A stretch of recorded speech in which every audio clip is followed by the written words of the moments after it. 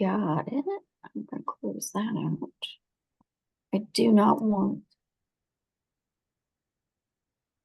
any kind of notifications coming through from email.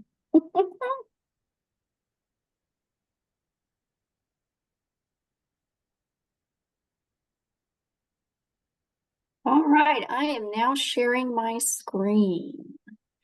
So, since it is 5 minutes past the half hour, let's go ahead and get started. Since this is such a small group, and we might have a few coming in here or there, I don't know. I'd like to go ahead and get just a little insight into who I have here. So if you could just very briefly state, are you an instructor or are you a director or a test administrator? That would be helpful.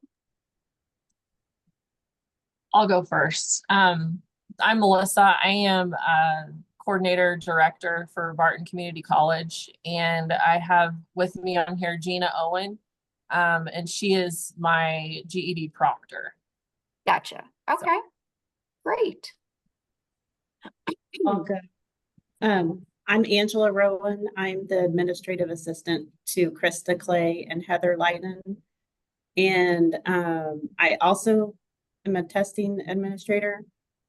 And I'm also filling in for them both because they can't make it right now. And also Karen Barger, that is our instructor at the Labette Community College. So wearing multiple hats? What is this? Yeah. You know how us administrative assistants go. We go we'll go where we're needed. Yeah. I'm good. I'm happy to be here though. I hope to retain the information. Okay. Pass it on. All right. Sounds good. Did I miss anybody? I can only see a few This is people. Katie Ratt.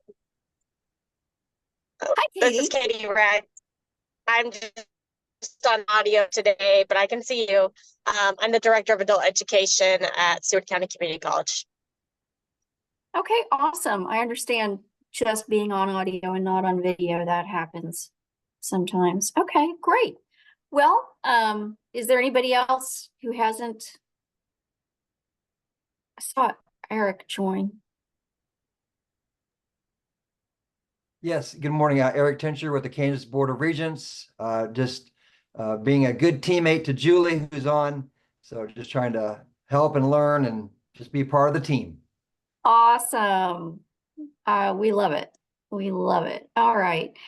Okay, so I'll go ahead and dive on in. This is a remote and mobile testing overview for your state.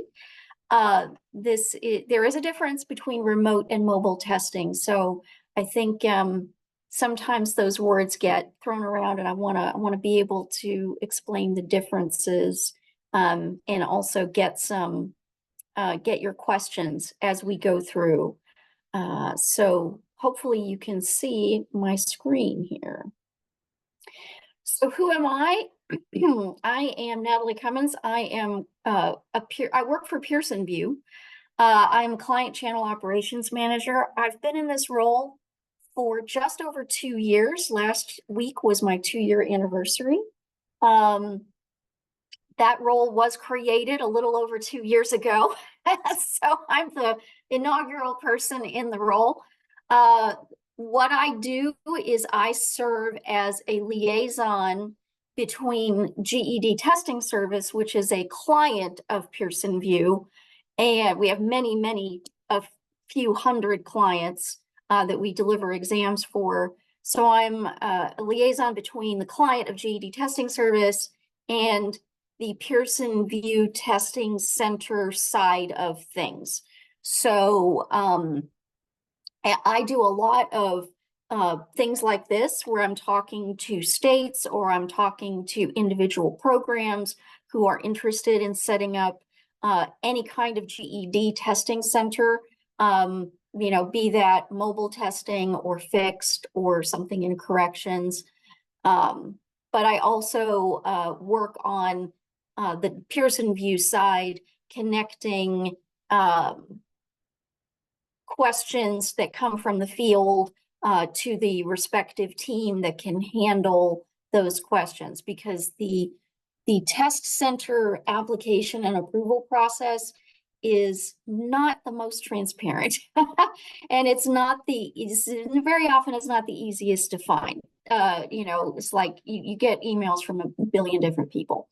So my job is to be sort of a conduit, a nexus, just a face and a name that you can contact when you have any kind of questions about testing centers. And that's what the channel in the title means. It's just anything to do with testing centers. I used to be the Julie of Kentucky. I was the GED administrator in Kentucky for about 3 years. Prior to that, I did work also at the state level in Kentucky adult education for a few years. And before that, I was in the classroom for over 15 years. So my experience in adult education goes way back. And I have a moment, I want to respect this photo of myself here. This was taken by a friend of mine. I had headshots done a few years ago, and he unfortunately passed away last week. So I see this picture and I think, oh, I miss my friend. So that's my personal note of the day. And Julie, I see that there's something in the chat, but can you monitor that for me and let me know if there's anything in there that I need to address? Eric. Natalie, it was me. I was just gonna ask, are these slides gonna be sent out to the participants? Yes, I will get these slides to Julie, and I think that would be the most efficient way to get them to the participants. Agreed. Good question, and thank you for bringing that up. And since this is such a small group of people, please feel free at any time to unmute yourself. That would be easier than trying to using the raise your hand feature. Just unmute yourself and let me know what's on your mind. And if something's unclear, I want to clarify it in the moment, right? I think that's the easiest way. So learning objectives today, we want to understand the difference between remote and mobile testing. Since there are some differences, we want to talk about if any of your students are going to use remote testing, what's the best way to ensure success. Talk about the concept of mobile testing sites, how to make mobile testing work in your state, and then review the steps for implementing. So first off, I want to take a look at the current testing footprint in Kansas. And this was generated with a service called Batch Geo.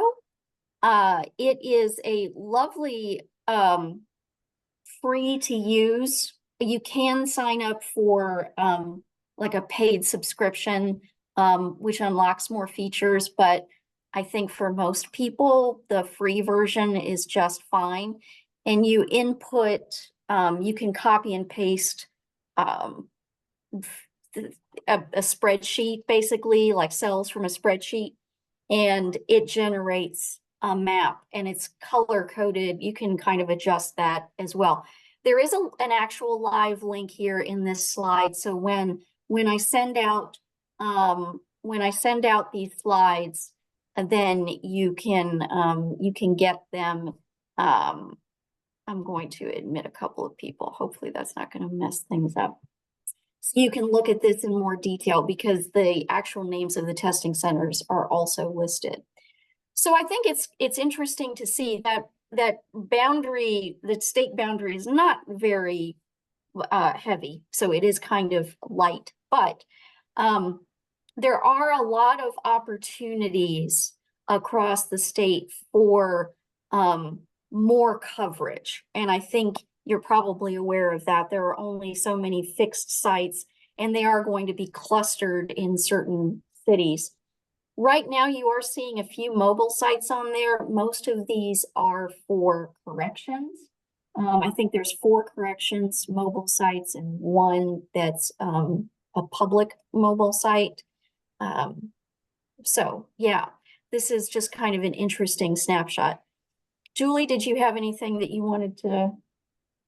say about this, or you just came on camera? Oh, I'm so sorry. Oh, no, it's okay. It's all good. No, you're the expert in the room. You're doing great. All right. All right.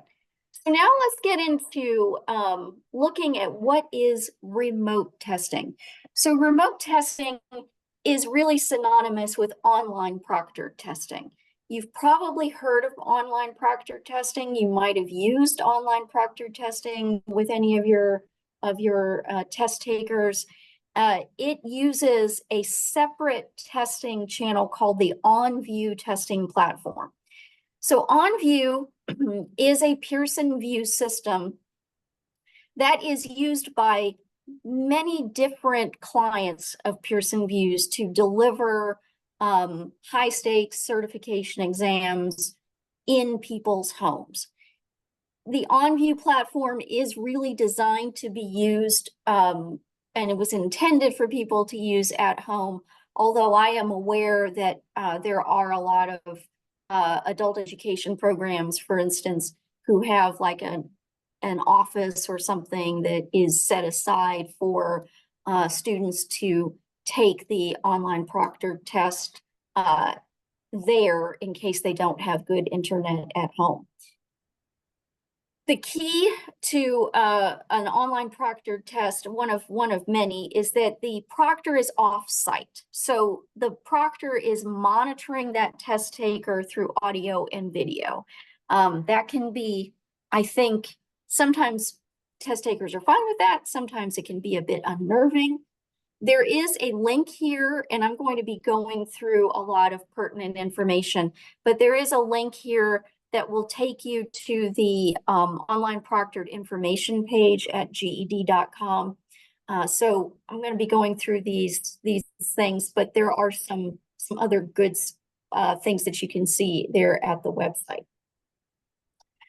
So out of curiosity, I took a look at how much online proctored testing is being done in Kansas right now, and just calendar year 2024 to date. So as of, through yesterday, basically, over 6,300 total GED tests and 2,100 test takers.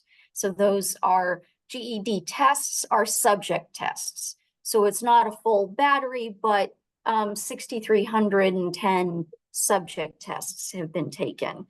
But that 2,141 test takers should be a unique number of test takers. Of those, 749 have been online proctored exams. And that translates to 284 online proctored test takers. So really 11.5% of test takers in Kansas are using online proctored.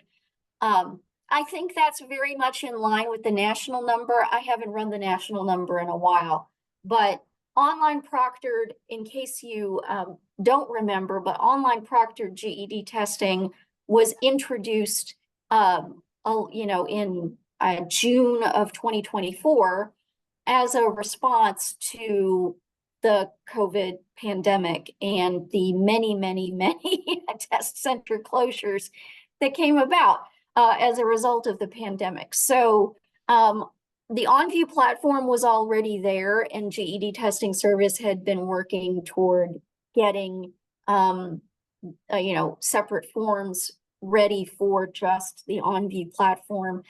And then the pandemic happened, and that kind of sped up the process. So in 2020, there were a lot of people taking the online proctor test, and that has steadily declined percentage-wise in the last few years. So it's still a good tool. It's still a valuable option for many test takers. It is not a one-size-fits-all option by any means, but some people really like it. We've had a few people join us since we started, and just since we only have 10 participants, this is informal. So please, if you have questions as we go along, you can drop them into the chat, and Julie's going to be monitoring that, or you can just unmute yourself and speak up. That is also extremely welcome. Okay, let's talk about what are the requirements for online proctored testing. So your test taker has to have a computer, an actual computer, not a tablet, not a phone, not a Chromebook, with webcam and reliable internet. Now, for online proctored testing, that computer can be either a Windows machine or it can be a MacBook. Both of those will work. You do want to run a system test beforehand just to make sure that everything is meeting the requirements, because it is a little, it can be a finicky system. Let's just put it that way. You'll need a private workspace, and that means a room with 4 walls and a door that closes and no distractions. When I was GED administrator in Kentucky, I often heard from adult education programs who had somebody take the OP GED exam, and they would contact me and they would be frustrated because, you know, they had somebody taking the exam and, you know, their student reported that their test got canceled or revoked because somebody was talking too loudly in the next room, or their mother-in-law was watching television too loudly, and the online proctor thought that somebody was in the room with the candidate. So that's just something to definitely keep in mind and make sure that your students are aware is these online proctors, they will shut down an exam very, very quickly. I need to do. Make sure that you are muted unless you are ready to ask a question, because I'm hearing some background noise there. Like classes or tests that I need to take on there every year. I think so, buddy. And the policy manual. All right, I got that. Okay, moving on. So government issued ID, that is another peculiarity about the online proctored exam is that they're very much a stickler for basically one kind of ID. They really just want your government issued, valid, non-expired government issued ID, such as a driver's license or a state ID. Those are really the most commonly accepted forms of ID. As you can imagine, this does not work well in a corrections environment where your incarcerated population likely does not have a driver's license or state issued ID that they came in with, or if they did come in with it, it might be expired. They have their own internal ID, but those are just not accepted for online proctored testing.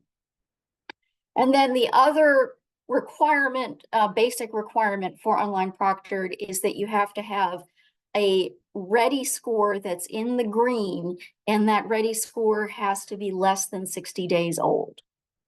And that's just a requirement for anybody who's taking the online proctored exam. Any questions about this before I move on?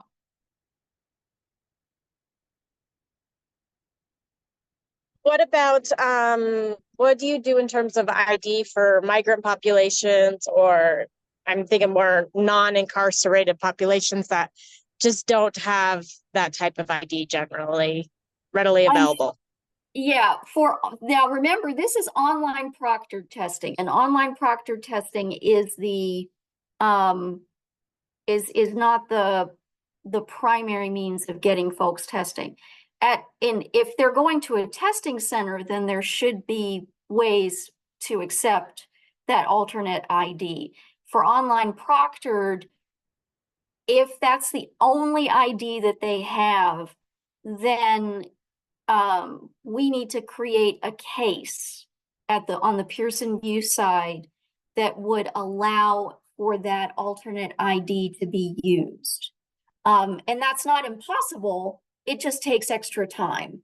So, and it's the sort of thing that we try to accommodate in situations where it's really online proctor testing is the only option for that candidate. and and we can't get them to a testing center at all, but it's really not the optimal thing to do. So the short answer is, if it's possible to get that person to a testing center, and I'm going to be talking about, mobile testing is a much more friendly option for those kinds of situations where you've got various forms of ID. But also I'm not 100% familiar with the Kansas ID requirements. So that's something that we would need to make sure work checks out with Julie and with the ID requirements in your state. If you have to do online proctored testing, if that's like the only way to get somebody tested is online proctored, then we can create a case with the alternate ID, and there's a process for that, but it does take a little bit of time. So don't expect to be able to test that person the next day, for example. I hope that answered your question.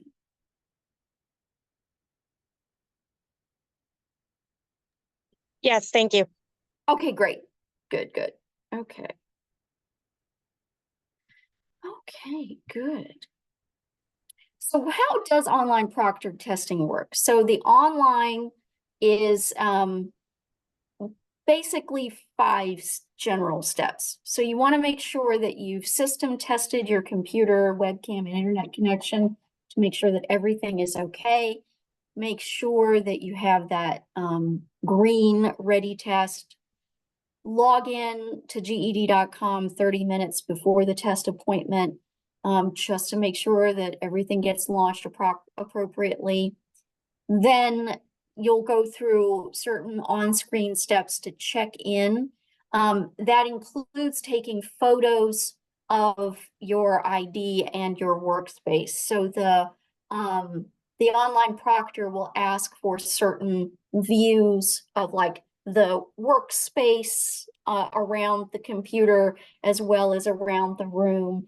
Really just checking to make sure that there are no other people in there, as well as no other devices that might be used to assist the test taker, and that they are in a room that is closed up. And then the exam is delivered while the online proctor monitors that test taker via the audio and video. And another thing to be aware of is that online proctored testing is recorded. So video, audio, and keystrokes are recorded, and that is used for basically for security purposes. I'm not going to read out all these rules. These rules are at GED.com, and you'll get these slides later. But I do want to highlight a couple of rules that very often trip people up. So the first one is that you cannot use a handheld calculator or a scratch paper, or take any kind of physical notes with like a pen or something like that. That's something that most people don't care about for 3 of the 4 subjects, but for math, that's like people get worried about that and they go, oh, that's a deal breaker. You do have access to an on-screen calculator and an on-screen whiteboard, and I will be talking about that here in the next couple of slides, but no physical calculator and no scratch paper. So for people taking math, that often can be an issue. Also, you're not allowed to talk.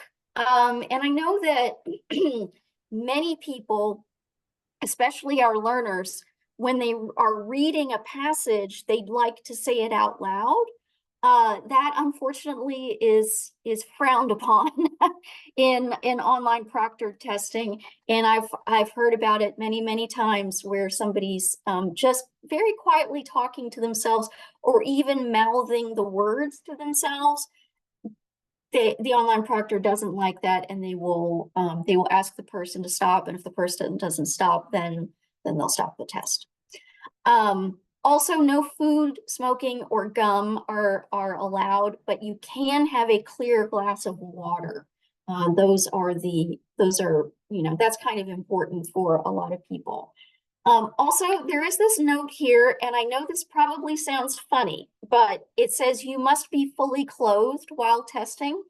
That seems like a no-brainer, but I think some people, you know, they're testing at home, they feel really comfortable, they're in their own like private space, and they might get a little loose with the clothing. Before I left Kentucky, you know, adult ed, I did hear from one of my absolute favorite adult ed directors, was very good at preparing her students for online proctored testing. And she had a student named Joe, that's all we're going to say is Joe. And he decided he was taking his online proctor test and he decided he was hot and he just took off his shirt during the exam and he's at home, right? Well, the proctor's like, oh, no, you can't do that, and like cancel, stop the test right then. So shirtless Joe became a bit of a legend. We did get him rescheduled and he did pass and he kept his clothes on. So just be aware. Anything that could happen with online proctored testing, I think I've heard about it, or almost everything. It's funny what people will do when they're in that kind of environment. So to prepare for online proctored testing, you definitely you want your students to be familiar with the on-screen calculator.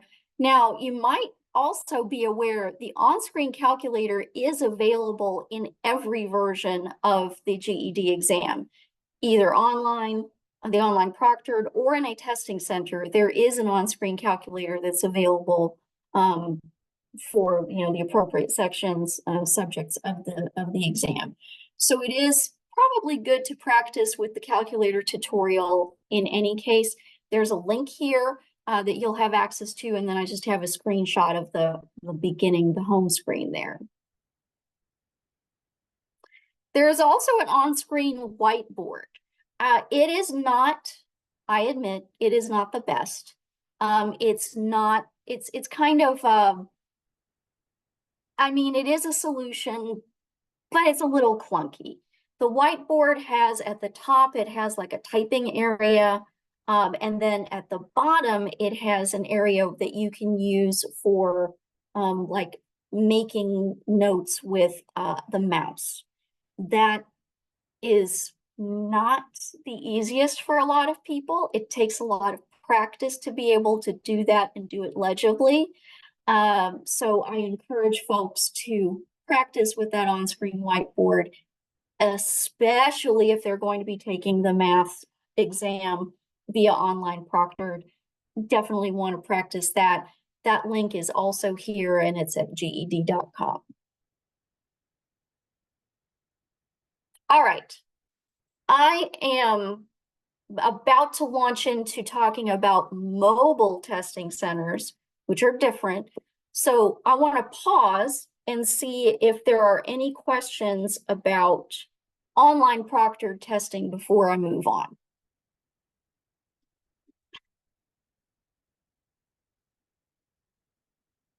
And feel free to unmute yourself.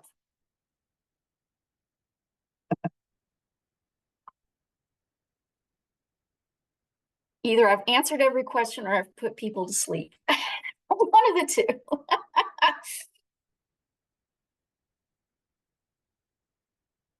All right. Well, if you think of something later, just speak out or put it into the chat.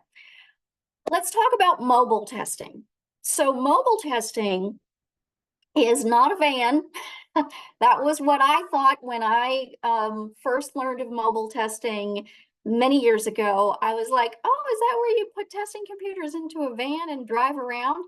No, it is not. Oh, Julie, can you check the chat for me? I see that somebody just put something in there. Yes, that was me saying you're doing great. Oh, thank you. I couldn't see it. Thank you. Thank you very much. All right. So mobile testing, not computers in a van. You would think it would be by the name. Sadly, it is not. It is just a set of testing computers and any other equipment that's necessary to deliver the exam that can be deployed to a remote location to do GED testing. Usually, mobile testing centers are created as satellites of fixed testing centers. I say usually because that's been the model for years, is that you have a fixed testing center that's been in operation for a while, and then you create a mobile testing center off of that fixed site. However, in the last year or so, GED testing service has really been encouraging exploration of mobile only testing centers. So these, I kind of think of them as freestanding mobile. So it's the sort of thing where if you don't already have a fixed testing center, but you think that mobile testing would work for you, let's talk. Let's talk about that, because GED testing service is very willing to listen to those scenarios and grant exceptions where they can to, let people set up mobile only testing. Most commonly, mobile testing has been used to serve jails or other correctional settings, but it's very valuable for public testing needs. And the percentage of mobile sites that serve non-corrections populations is growing since I've started, blathering about this for the last year and doing presentations all over the place. I think that number has been creeping up at least a couple percentage points. So let's take a look at these statistics. I apologize, I only have statistics dating back to June. So this is a little out of date, but it's not too bad. So what you're looking at is 19% of mobile testing centers across the country are non-correctional.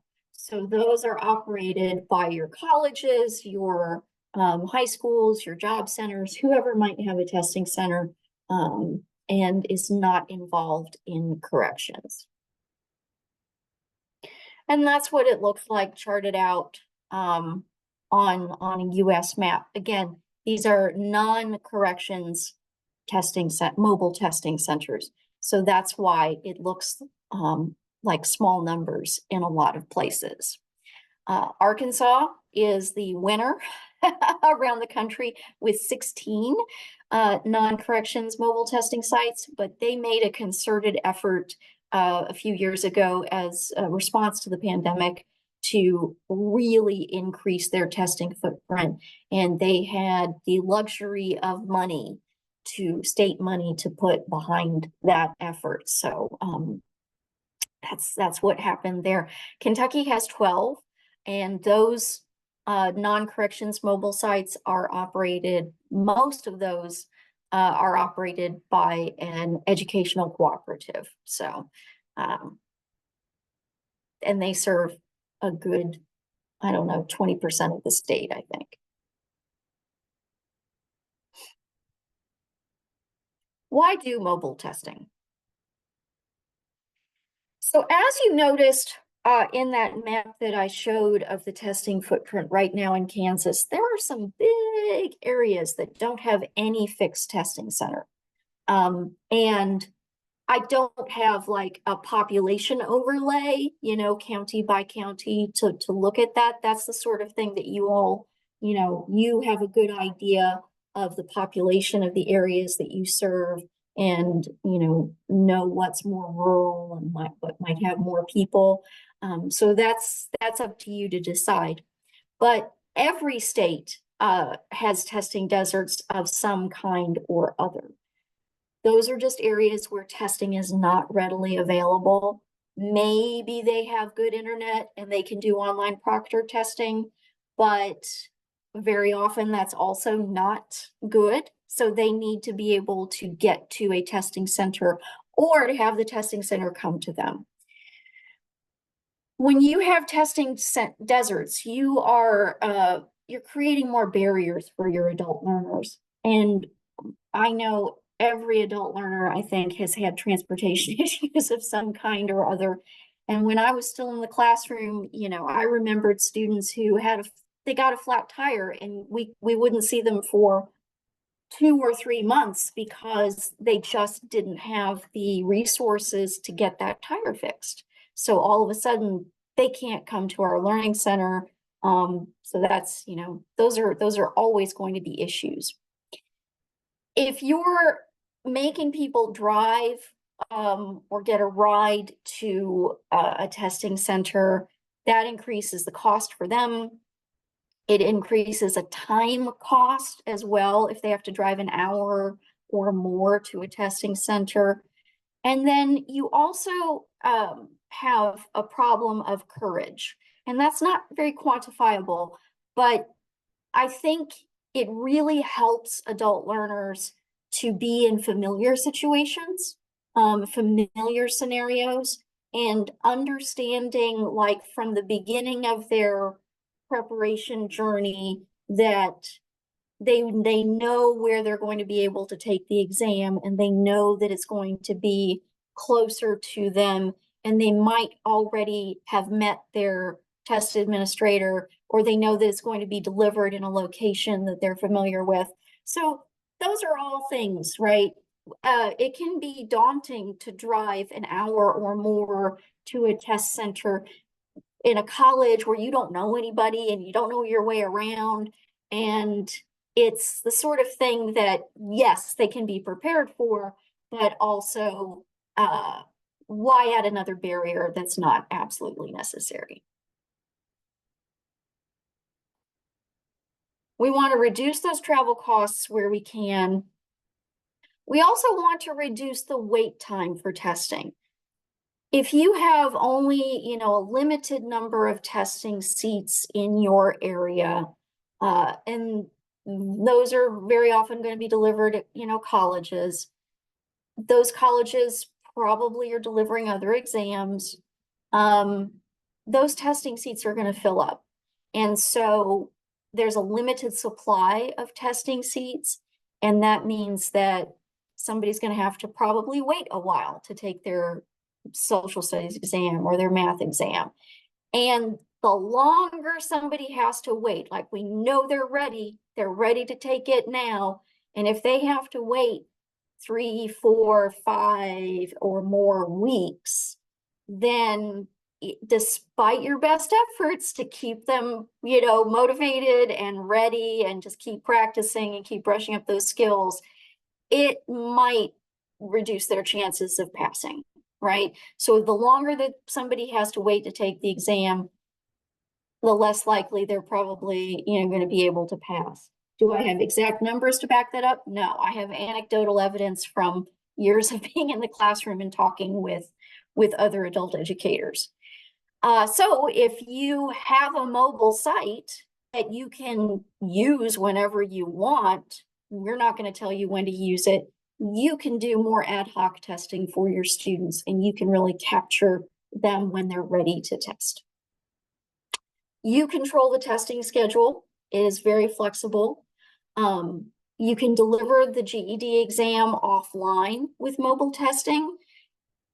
That is a big benefit. So you can, and there are more technical things around this, but you can download the exams where you have internet, take your testing computers to where you don't have internet, deliver the exam, and then bring everything back to your location with internet and upload the scores. So it can be delivered offline. And honestly, it is more reliable than online proctored testing. Online proctored is great for the people that it's great for.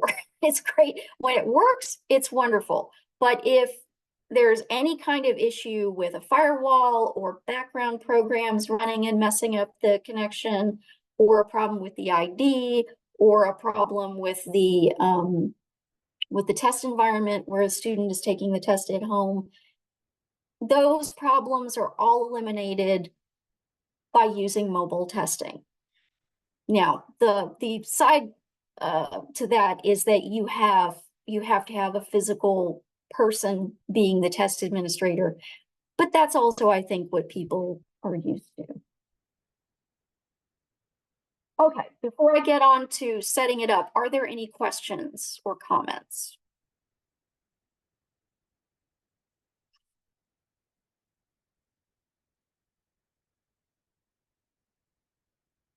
Okay, I'm gonna move on.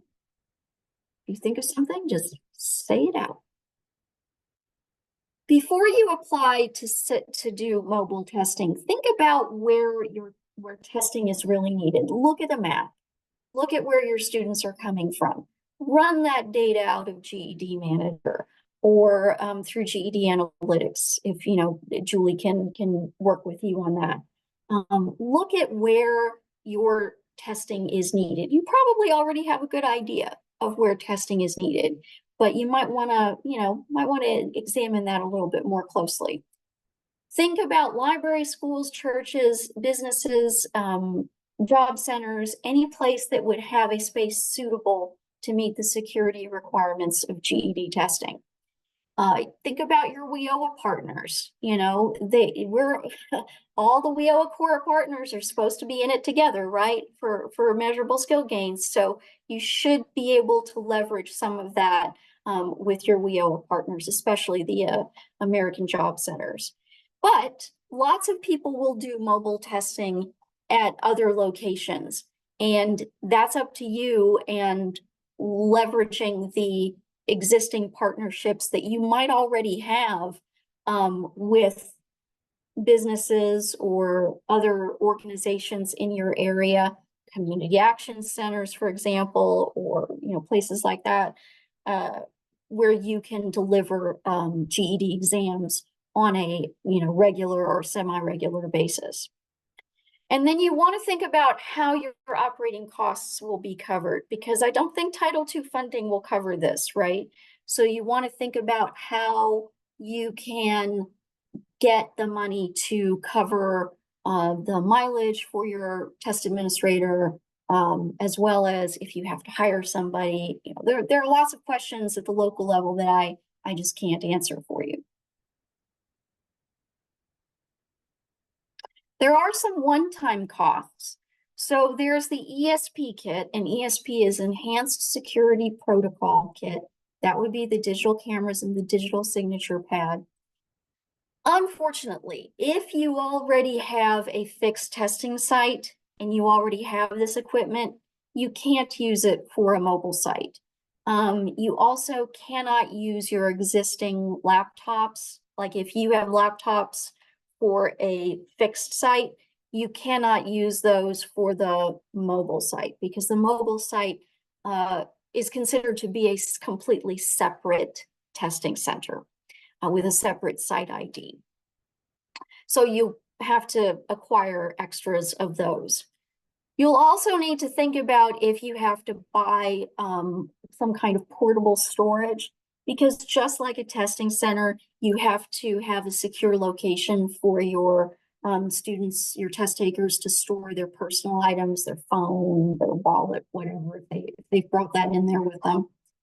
And then you have to have extra monitors, keyboards, and mice.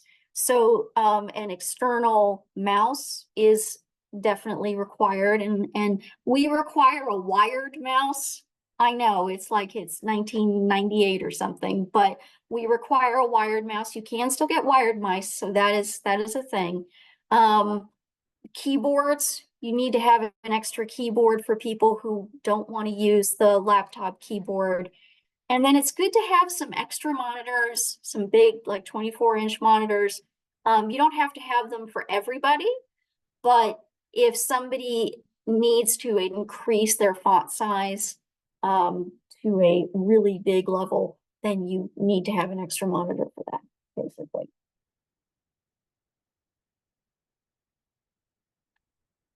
I mentioned briefly recurring costs. You'll have to think about how much your test administrator is going to make. You can use, so if you have a fixed testing center already, that test administrator can be used for the mobile site, provided that fits in with, you know, how they've been hired and how many hours per week, et cetera, so forth. But from our side of things, from the Pearson Vue side of things, a test administrator can be assigned to multiple test sites. That's not a problem. And then mileage, if that person is using their own vehicle, or if they have to use a school vehicle or something like that. So you definitely want to think about any kind of private funding sources, any alternate grant opportunities to cover these costs. United Way is a popular option for covering this. So think about that.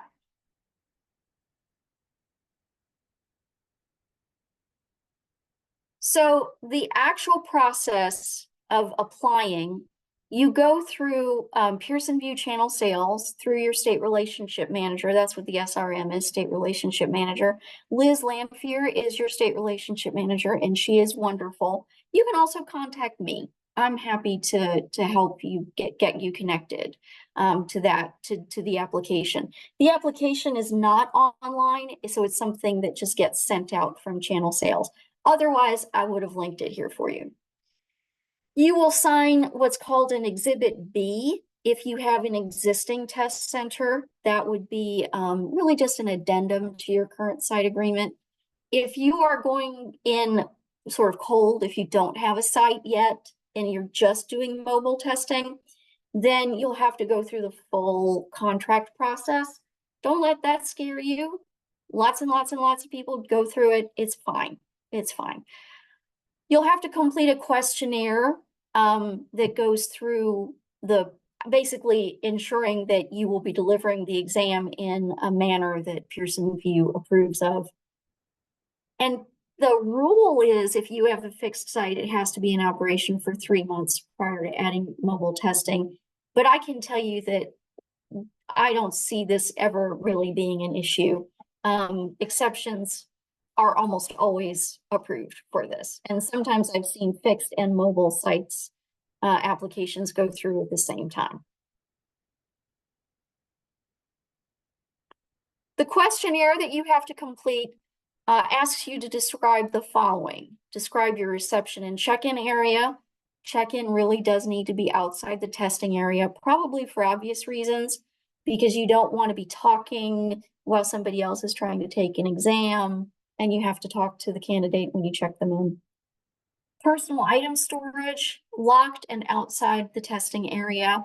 Very often when you go to a location where you're going to be delivering the exam, such as a school, there might be lockers already there that you can use, or even a file cabinet, a locking file cabinet that can be used.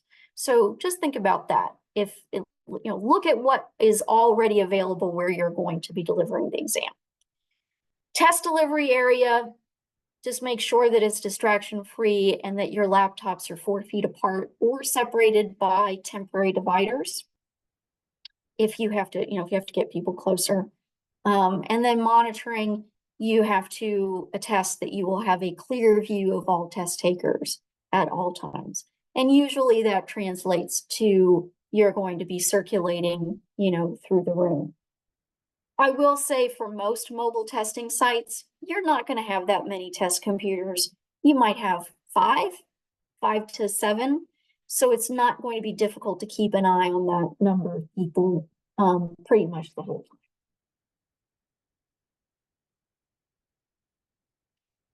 Let's talk a little bit about the equipment. Laptops. So you do need however many testing laptops you want, up to 15.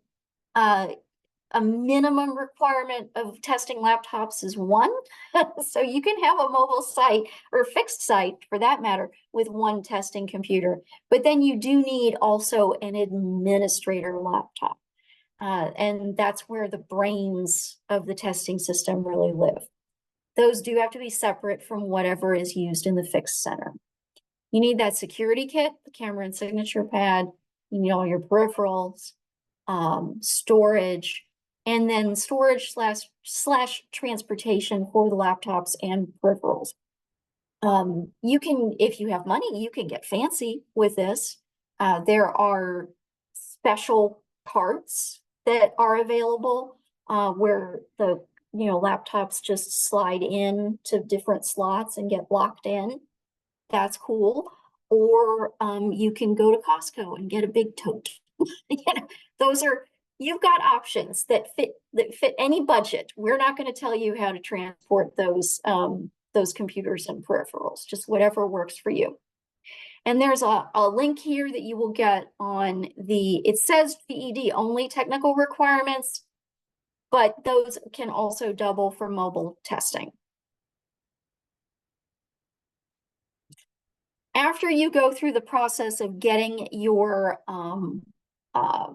equipment, your site agreement, your questionnaire done, then you'll get a site ID and you'll get your link to download and install the software.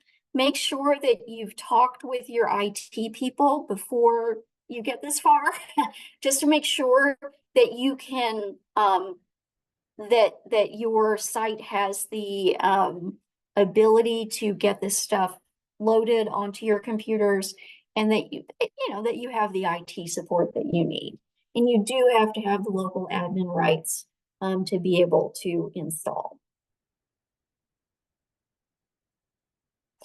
This is just a general flow, nothing new here, but some people like to see the process in something of a flow chart. Okay, I've got a few more details to talk about. Some of this might be repetitive. I want to talk a little bit more about how the GED test may be delivered offline. And this is very useful when you're going to locations where the internet is maybe not as secure or it's not as stable, and you just want to make sure that you can deliver the exam. So you will need to know who is taking the test first.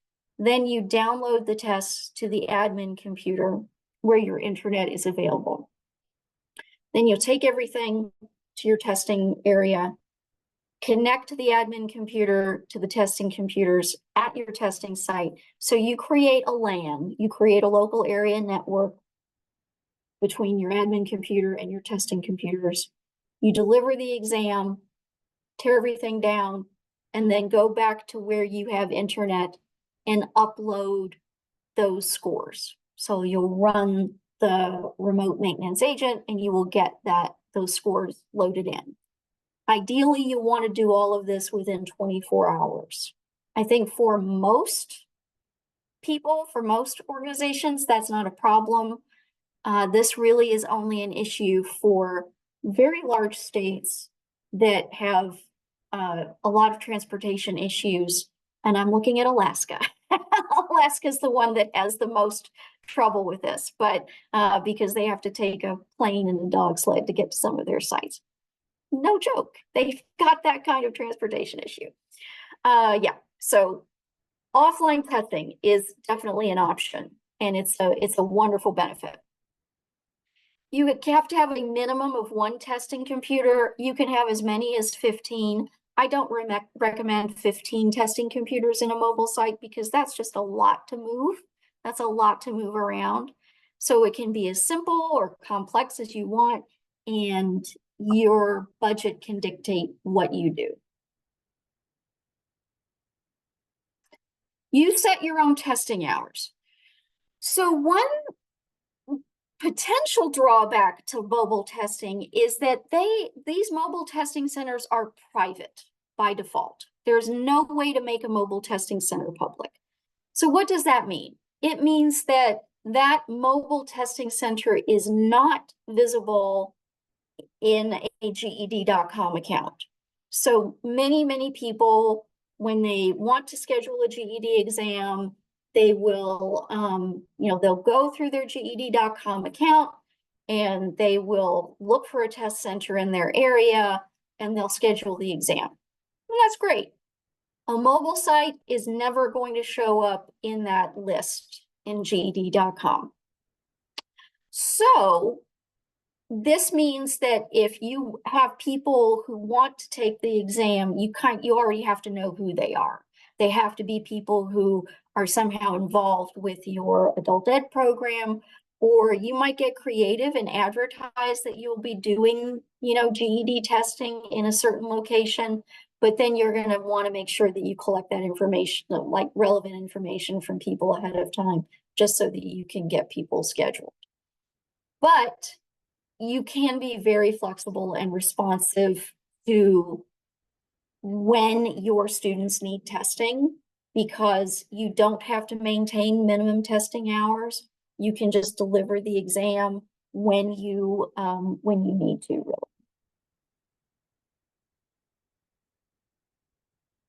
To get people registered at a mobile site, they do have to be registered directly in Registration Manager. Registration Manager is only available to certified test administrators, Pearson Vue certified test administrators. Now, a test administrator can register students directly before testing. So like right before, there's no like time window like for public testing, which closes like the day before testing. For a private site, mobile site, the test admin can schedule somebody immediately before.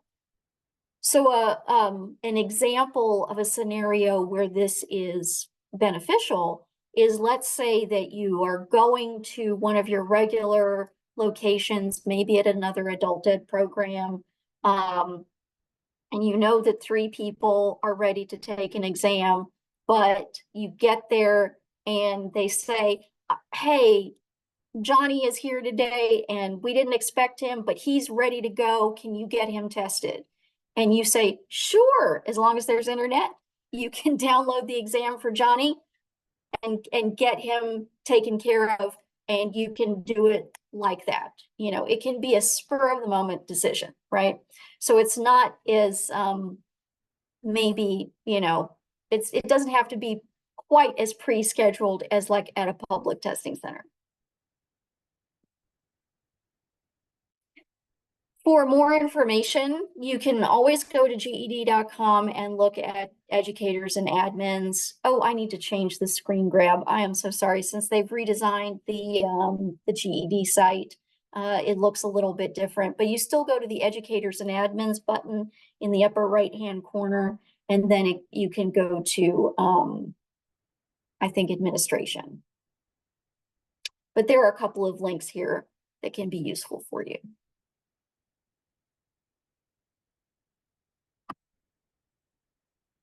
Okay, why is it not advancing?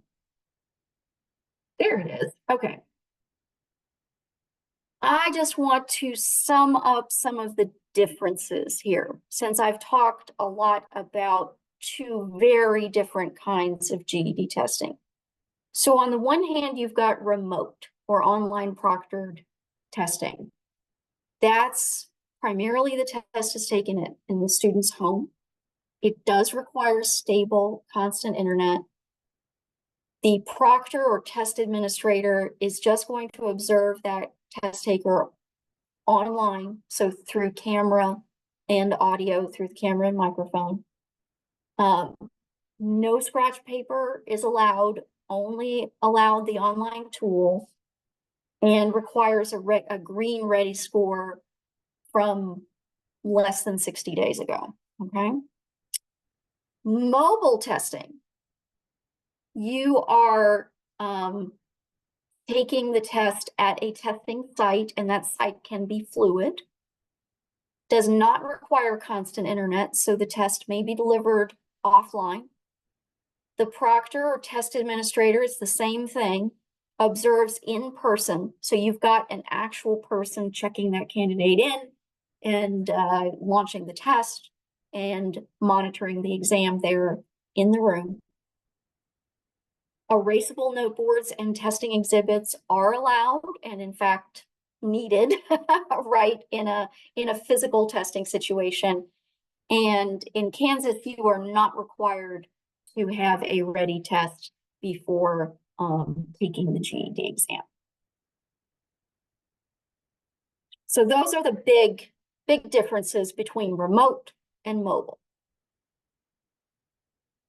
I think that's all I have, except for my information, the contact information. what kinds of questions do you have, or comments, or you're thinking about mobile testing, but you have concerns? Because I'm here to encourage more mobile testing. I'll be frank. I do have an agenda, and that agenda is more mobile testing. You know, online proctor testing is great for a certain niche, but mobile testing is it's a much better solution for so many of our test takers.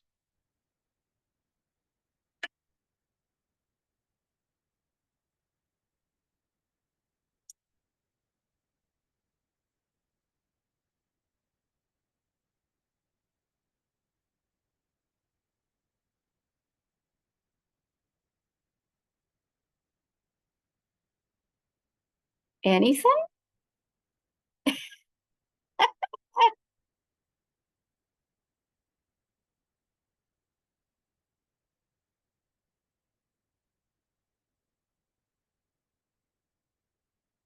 Well, the good news is, if you think of questions later, you've got my information right here, and you will be getting these slides with all the links, so you can dig into this, you know, at your leisure, because I know there's so much leisure time in adult ed. Just oodles and oodles of nothing to do. Yeah, but I'm always happy to answer more questions via email is best for me. I mean, I do have an office phone, but ooh, I see there's something in the chat. Oh, I've covered any questions. Well, hot dang. There you go. I'm going to stop sharing here.